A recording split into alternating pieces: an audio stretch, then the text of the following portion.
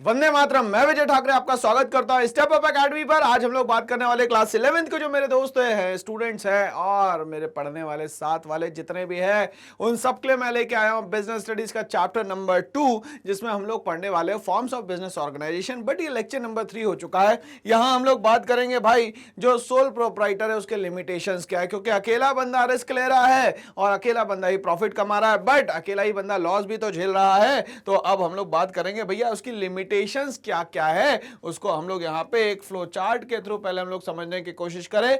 सबसे बड़ी बात यह है कि उसके पास जितने भी रिसोर्सेस है वो बहुत ही लिमिटेड होंगे। वो चाहे ना चाहे एकदम से रिसोर्सेस को यहां पे नहीं बढ़ा सकता, पहली चीज। दूसरा, अनलिमिटेड लायबिलिटी। परेशानी यह है कि जिम्मेदारियां इतनी सारी है कि पैसा आए नहीं आए मगर चुकाना तो है यहां पे, मतलब इसको बोलते हैं हम लोग यहां पे unlimited liability. Limited life of the business. Business कितने दिन चलेगा ये तो पता नहीं है, बट जब तक के चलेगा तब तक के उसमें मेहनत करना जरूरी है। लिमिटेड मैनेजरियल स्किल्स, क्योंकि वो अकेला बंदा है तो हो सकता है उसके पास कोई स्किल बहुत ज्यादा अच्छी हो बट कोई स्किल जो है उसके पास बहुत ही कम होगी यहां पे। तो इस तरीके से हम लोगों ने लिमिटेशंस को समझा, बट हम लोग एक एक टॉपिक को बहुत ही डेप्थ में समझने वाले हैं दोस्तों। तो स्टार्ट करते हैं अब हम लोग हमारे एक एक टॉपिक को समझना। सबसे पहला जो टॉपिक है वो है भाई लिमिटेड रिसोर्सेज। रिसोर्सेज हमें पता है कि रॉ मटेरियल होता है किसी भी बिजनेस के लिए। अब वो बिजनेस कोई भी हो सकता है भाई। ब्रेड बनाने का बिजनेस होगा तो व्हीट फ्लोर उसके लिए क्या हो जाएगा यहां पे भाई, रिसोर्स हो जाएगा, मतलब रॉ मटेरियल हो जाएगा। तो जिस तरीके का बिजनेस उस तरीके का क्या हो जाएगा, रॉ मटेरियल हो जाएगा। In sole proprietorship the resources always short, क्योंकि वो अकेला बंदा है तो उसको रिसोर्सेज हमेशा कम लगेगी। Okay, as only one person invest all the resources in a business. उसको पूरी रिसोर्सेज एक ही बिजनेस में लगानी है, इसीलिए हमेशा उसको लगेगा कि ये जो यहां पे रिसोर्सेस है वो बहुत ही कम अवेलेबल है। The bank hesitate in giving loans to a sole proprietor. क्यों? क्योंकि वो अकेला बंदा है, कहीं ना कहीं वो पैसा लेके भाग ना जाए, पैसा डूब ना जाए बैंक के पास का, इसीलिए वो रिस्क लेने में बहुत ही हेजिटेट करता है, बहुत ही ज्यादा सोचता है यहां पे। As they could wind up the business at any time. क्यों? क्योंकि उसको ज्यादा रिस्क लगेगा तो वो बिजनेस को कभी भी यहां पे बंद कर सकता है, इसीलिए बैंक भी हेजिटेट करेगा कि इसको लोन दिया जाए कि ना दिया जाए। बैंक का ना तो एनपीए जो है नॉन परफॉर्मिंग एसेट्स वो भी बढ़ने लग जाएगा, ये यहां पे बहुत बड़ा रिस्क है इसके लिए। And may not be in a position to return the money. और हो सकता है कि वो अपने आप को बोल दे कि भाई मैं तो दिवालिया हो गया हूं, मेरी तो कंपनी बंद हो गई है, लॉकआउट हो चुका है, तो अब मैं यहां पे कुछ भी आपको रिटर्न नहीं कर सकता। इसीलिए बैंक भी बहुत ज्यादा हेजिटेट करता है किसी भी इंडिविजुअल पर्सन को लोन देने के लिए। तो यहां हम लोगों ने समझा कि उसके पास रिसोर्सेज जो है लिमिटेड होगी यहां पे।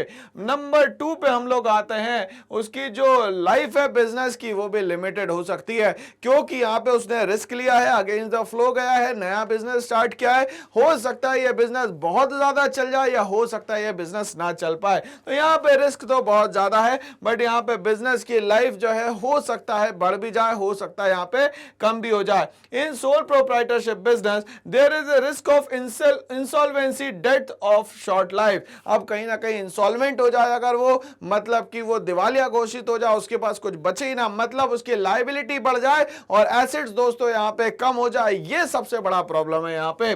Due to any proprietor to close down this business is because in the eyes of law in sole proprietorship there is no separate entity. अब यहां पे वो अकेला बंदा है जो सारे काम खुद करने वाला है।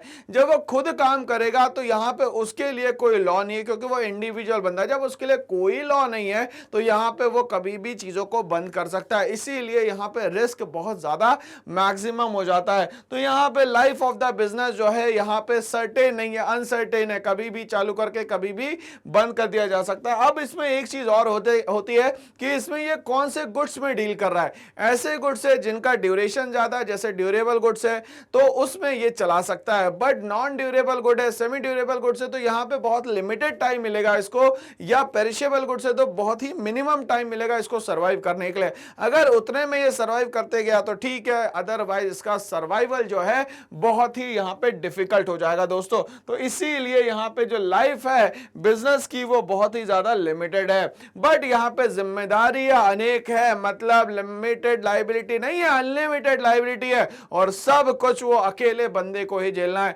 दूसरा, इसमें कोई भी यहां पे इन्वॉल्व नहीं होने वाला है। Sole proprietorship has unlimited liability as in the business if liability, अब यहां पे भैया बिजनेस है तो आपकी जिम्मेदारियां है, वो भी जिम्मेदारी ऐसी है कि आप किसी को ट्रांसफर नहीं कर सकते। If liability become more than the asset, सबसे बड़ी प्रॉब्लम यह है कि आपके पास जितना भी बैकअप है, जिसको मैं यहां पे एसेट्स बोल रहा हूं, बट प्रॉब्लम यह है कि एसेट्स कम हो गई है और लाइबिलिटी ज्यादा हो गई, जिसको हम लोग बोल रहे हैं अनलिमिटेड लाइबिलिटी। अब करना क्या पड़ेगा, उससे ओवरकम करने के लिए आपको खुद की पर्सनल प्रॉपर्टी को इन्वॉल्व करना पड़ेगा प्रोफेशनल लाइफ के लिए। The sole proprietor has to sell off his personal assets, तो उसको अपनी पर्सनल एसेट्स बेचनी पड़ेगी ताकि जिस लोगों से उसने पैसा लेके रखा है या जिनसे भी गुड्स लेके रखे उन सबको ये यहां पे पेड ऑफ कर सके। तो ये सबसे बड़ी प्रॉब्लम है यहां पे। तो अब हम लोग बात करेंगे भैया हमारे नेक्स्ट लिमिटेशन की, जो कि आ रहा है लिमिटेड मैनेजरियल एबिलिटी। भाई सबको सारे काम आते हो ऐसा जरूरी नहीं है, इसीलिए कहा जाता है कि प्रोफेशनलिज्म बहुत जरूरी है। प्रोफेशनलिज्म में परफेक्शनिस्ट जो होते हैं वही आप सब काम को कर पाते हैं। जैसे कि एक बंदा सोचे कि मैंने बिजनेस स्टार्ट किया और मुझे सारे काम आते, तो ये पॉसिबल नहीं है। उसको बहुत सारे काम आते होंगे मगर सारे ही काम अच्छे से आते हो ऐसा जरूरी नहीं है, इसीलिए उसको कहीं ना कहीं मैनेजर्स को अपॉइंट करना पड़ता है। फॉर एग्जांपल सेल्स मैनेजर अलग होगा, मार्केटिंग मैनेजर अलग होगा, प्रोडक्शन मैनेजर अलग होगा। ये सारे मैनेजर्स अपनी अपनी फील्ड में माहिर होते हैं, बट इन सब के ऊपर हो सकता है वो सीईओ ऑफ द कंपनी बैठा हो या तो सोल प्रोप्राइटर यहां पे बैठा हुआ है, वो सबको यहां पे कंट्रोल तो कर सकता है, यहां कोई इशू नहीं है। ओके, तो हम लोग बात करते हैं in sole proprietorship business a single person is involve in doing all the business activities. Sole proprietor में अगर हम लोग बात करें तो सिंगल पर्सन हर बिजनेस में इन्वॉल्व रहता है 100%। 1% cannot be good in all field. Problem यह है कि अकेला जो बंदा है वो सारी फील्ड में अच्छा हो ऐसा जरूरी बिल्कुल भी नहीं है। Such as marketing, such as account, तो वो हर फील्ड में अच्छा नहीं होगा। हो सकता है वो मार्केटिंग में बहुत बढ़िया हो बट अकाउंट्स में थोड़ा सा लैक करता हो, अकाउंट्स में बहुत अच्छा है, मार्केटिंग में वो है जो उस अप टू द मार्क काम नहीं कर पाता हो। Therefore it is a liability for him to do all the things, but उसकी लायबिलिटी है कि सारे काम उसको अकेले करना है। क्यों? क्योंकि वो यहां पे सोल प्रोप्राइटर है and is not about to take help from others. अगर वो चाहे तो ले सकता है मगर वो सोल प्रोप्राइटर है इसीलिए दूसरों से मदद नहीं लेगा, कोशिश करेगा मैक्सिमम टू मैक्सिमम काम खुद से वो यहां पे कर पाए। As they may not do it with efficiency, but वो सारे काम जब खुद करेगा तो यहां पे एफिशिएंसी जो है वो कहीं ना कहीं उसकी लैक होगी, और एफिशिएंसी लैक होना मतलब सीधा सीधा बिजनेस में एक और बड़ा रिस्क इन्वॉल्व हो जाना होता है यहां पे। तो इस तरीके से हमें समझ में आया कि भैया ये लिमिटेशंस क्या क्या है हमारी। तो ऐसे ही और वीडियोस के लिए बने रहिए मेरे साथ। करना एक छोटा सा काम, इस चैनल को लाइक शेयर सब्सक्राइब करना ना भूले। Thanks for watching all.